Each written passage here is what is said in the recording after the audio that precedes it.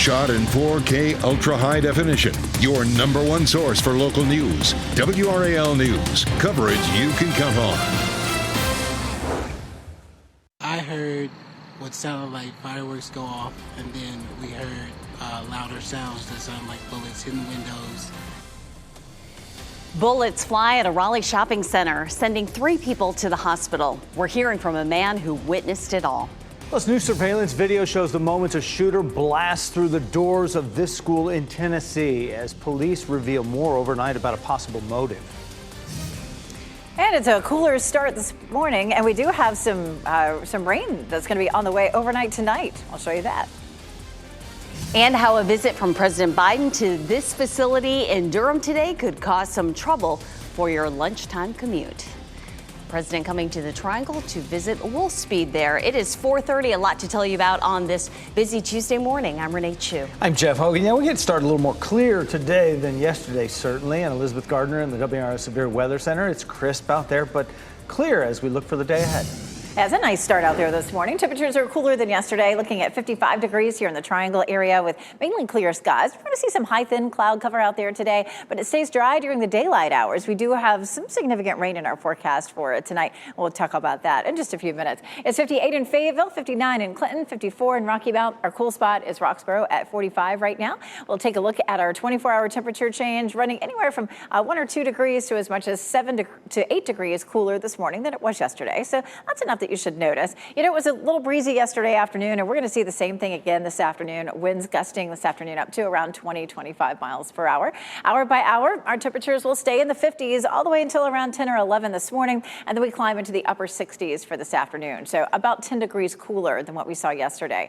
Hour by hour, rain chances go up tonight. So this is 5, 6, 7 p.m. By 9 to 10, we start to see that chance of rain increasing. We'll see widespread rain across the viewing area, and it begins to taper off tomorrow morning. We'll walk through this also with Futurecast in just a few minutes. Thanks, Elizabeth. We are following breaking news this morning. 3 men are in the hospital after a shooting at a shopping center in northeast Raleigh. So far, no one is in custody after all this. Police didn't leave the parking lot near the Food Lion on North Raleigh Boulevard until 2 this morning. Michael Grace was also there in the WRAL Breaking News Tracker and joins us now from the police department. Michael, what can you tell us? Well, Jeff, right now, police still searching for the gunman. I've been in contact with the Raleigh Watch commander all morning, hoping to get any sort of details on who they might be looking for, but they have yet to release those. And right now, I want to get you to this video from that scene last night. This all happened just after 9 p.m. Now, of the 3 men shot, 2 seriously injured. The third had minor injuries. And another thing I want to point out is just the damage to all the businesses in that strip. Very large crime scene. We actually had a chance to speak with a Food Lion employee who described the moments the shots came inside the store. I heard what sounded like fireworks go off, and then we heard louder sounds that sounded like bullets hitting windows, and one of the bullets came through our window, and we all scattered to the back of the store. Scary moment for everybody inside that Food Lion when that all happened. Again, right now, still working with police to get an update on those men who are injured and find out if they know who the shooter is at this time. Live in Raleigh, Michael Grace, WRAL News. We're tracking breaking developments overnight in the deadly shooting at that private Christian elementary school in Nashville, Tennessee. Just before midnight, police shared they found 2 shotguns at the shooter's home after executing a search warrant. They also revealed the shooter was killed by officers on the 2nd floor of the school as the suspect fired through a window at police cars. Investigators also released surveillance video of the attack. In it, you can see 28-year-old Audrey Hale enter Covenant Elementary by firing shots through the glass of the side doors. Hale then walks through the halls with several guns as alarms go off. Police say Hale had drawn detailed maps of the school and used to be a student there. They think resentment toward the school could be a possible motive. Hale identified as transgender. That information was part of a manifesto uncovered by police who say the school was not the only target. We're also learning more about the 6 people who were killed in that shooting. 3 of them were 9 years old. Evelyn Tickhouse, William Kinney, and Hallie Scruggs. Scruggs was the daughter of the pastor at the church where Covenant Elementary School is housed. The head of the school, Catherine Kuntz, died in that attack, as well as Mike Hill, a custodian. Cynthia Peak, a substitute teacher, was also killed. Members of the community attended vigils last night for the victims. I mean, there's not much you can do as a teenager, and I mean, just someone like just so small in this world. But I mean, I can pray and I can bring flowers and I can extend a hand of comfort. President Biden has ordered flags be flown at half-staff through Monday in honor of the victims. Here at home, preventing violence in the classroom will be a top priority today. The Wake County Schools Safety and Security Committee plans to focus in on the issue.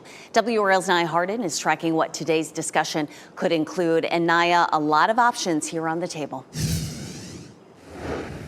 That's right. And today leaders are going to be meeting to discuss some of the safety concerns when it comes to their potential vulnerabilities. Recent guns found on campus and threats made against Wake County schools will likely be discussed. Schools in nearby counties have installed weapons detection systems. Superintendent Kathy Moore met with school board members and county commissioners to go over budget priorities Monday. While security was not discussed during the budget meeting, she says that doesn't mean the district is not discussing it. School security and safety has been a priority, ongoing priority. As you know, we are working through the recommendations of a security audit that was done by a national consulting firm. There are also, of course, reminders on a daily basis that we need to continue to take a look at that. Today's safety and security session is going to be at 1 o'clock this afternoon. It is a private session. Nia Harden, WRAL News in Wake County. Could run into some backups on your lunchtime commute today as President Biden makes a visit to the Triangle. His main stop will be at Wolfspeed plant in Durham. That's where we find WRAL's Laura Levine right now this morning. And Laura, what do you know about this trip and this visit? Hey, Jeff, good morning. Well, this is the first stop on President Biden's Investing in America tour. He's going to be stopping here at Wolfspeed in RTP, which makes semiconductors. Now, the company recently announced a $5 billion investment in North Carolina that's going to create about 1,800 jobs. So here's what you should be mindful of if you're traveling throughout the day today. People should prepare for heavy traffic around RDU and parts of Morrisville and Durham. Biden is expected to arrive at the airport around 12:45. He'll tour Wolfspeed at 1:25, and then that'll be followed by remarks at 2:30. During his visit, the president is expected to highlight job growth, stronger infrastructure, and Made in America manufacturing to strengthen the supply chain. We talked with the CEO of Wolfspeed about the visit. You know, it's really an honor to be the first stop on this tour for the president. And of course, you know, silicon carbide is at the heart of what we do. It's grown here, right here in North Carolina. It's very, very exciting. The business right now is basically exploding with the adoption of electric vehicles and the adoption of silicon carbide in electric vehicles. And the president is expected to leave RDU around 3:50 this afternoon. WRAL will have live full team coverage beginning at noon. Laura Levine, WRAL News, live in Morrisville. Ahead of the president's visit, North Carolina Republican leaders plan to speak. NC GOP Chairman Michael Whatley will address his concerns about President Biden's track record with reporters. Members of the Republican National Committee will also be in attendance. An effort to legalize sports betting in North Carolina could take a big step forward today. The bill is expected to get a full vote on the floor of the state house. A similar measure failed last year by a single vote in the House. Governor Cooper supports the bill and included $85 million from sports betting tax revenue in his budget plan. We will learn more today about the plans to rename Fort Bragg as Fort Liberty. Leaders with the military post are holding a roundtable discussion at noon, and you can see some Fort Bragg signs have already started to come down. We know the official redesignation date for Fort Liberty is planned for June 2nd. The change was ordered because the original namesake has ties to the Confederacy. 8 other military posts nationwide must also change their names by the end of the year. Taking a train could soon be easy for commuters who would otherwise drive more than an hour to get to work. Just ahead, the next community state leaders want to connect by rail. Plus, I don't know how to describe it. It's just shock. Neighbors are in shock as they pick up the pieces of their lives following a deadly tornado. What experts are now sharing about the strength of that twister. And we have a cooler day on tap as you look live at Apex, when we could see some rain in your 7-day forecast.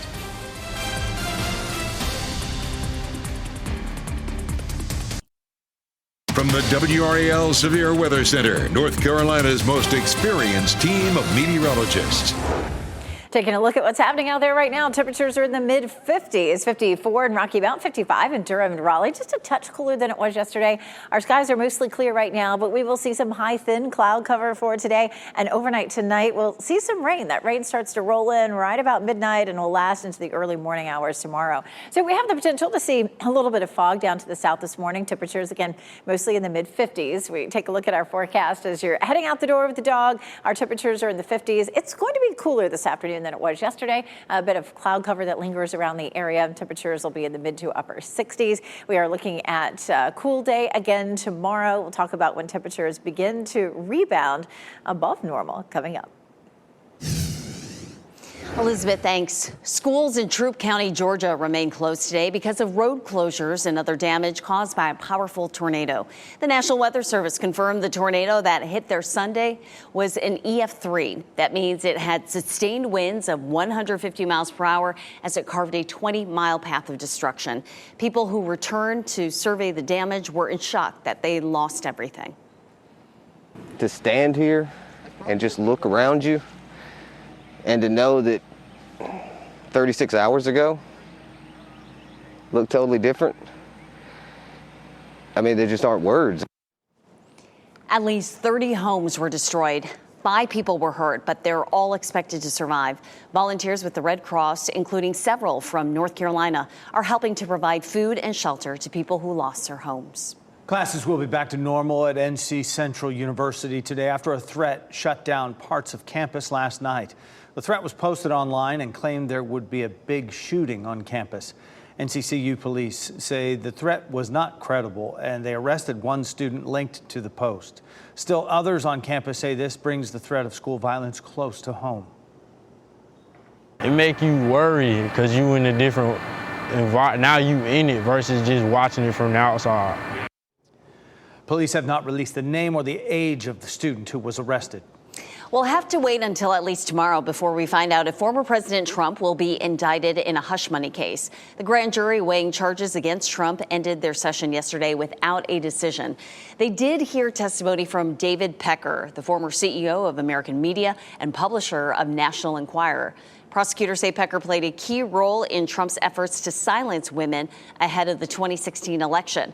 This is his second time testifying in the case. Trump has denied any wrongdoing. An antitrust lawsuit against Amazon is also moving forward. A judge yesterday denied the company's efforts to have the lawsuit tossed out. Amazon is accused of punishing sellers for listing goods at lower prices on other sites. It is also accused of artificially increasing the prices buyers pay.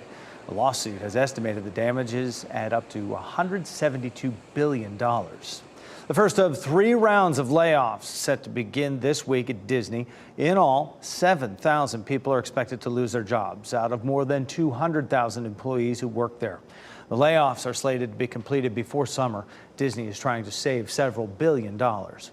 You may one day be able to take a train from Southern Pines to get to a job in Raleigh as part of a daily commute. The State Department of Transportation is presenting a plan to extend commuter rail service between the two cities today. The proposal focuses on the S line, which stretches from Virginia down to Tampa, Florida. The DOT says commuter rail service could reduce traffic. Today's presentation to Southern Pines Town Council is at 3 p.m. Work begins today on a new health care resource for local veterans. The Durham VA is breaking ground on its new outpatient clinic. The new clinic will be built in Garner, right along Benson Road. Today's groundbreaking is at 10 a.m., and we're working to learn how long until the new clinic opens. Parents, you can sign up for more of Raleigh's summer camp starting at 6:30 this morning. The city is doing something new this year. using staggered registration. Camps have a designated day through tomorrow for registration, first come, first served. Today, camps at Green Road Community Center, Greystone, and Kiwanis Park are available for sign up.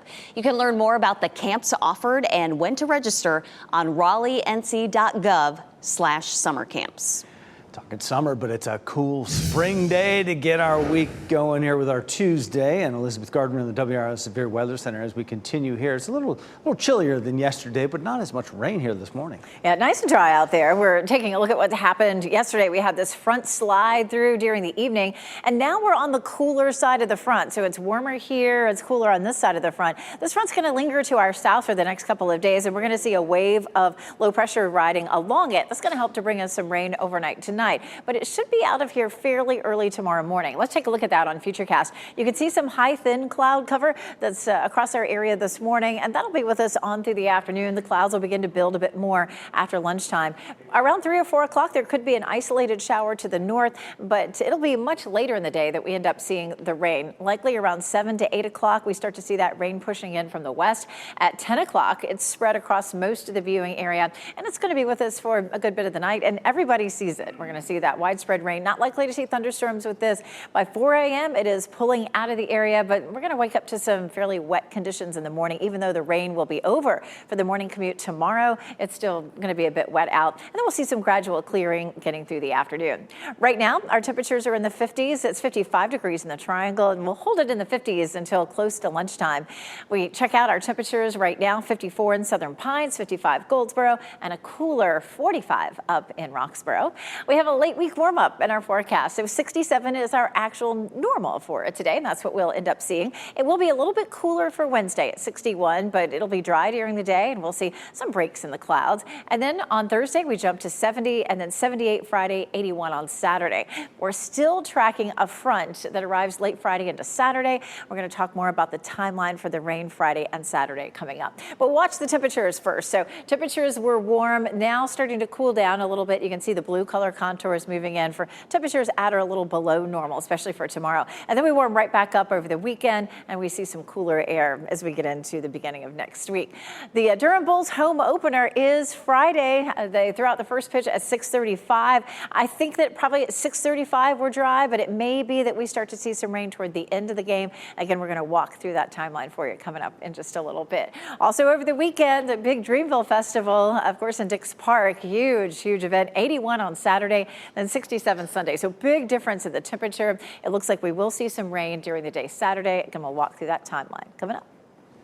Elizabeth, thank you. There is an unusual pair, but Wake County's Animal Services insists they should not be apart. Just ahead, meet the dog and the goat who just can't leave each other's side. Plus, they're from different political parties, but a debate over pistols is bringing them eye to eye. Why Republican Pat McCrory is supporting his successor, Governor Roy Cooper, on the issue.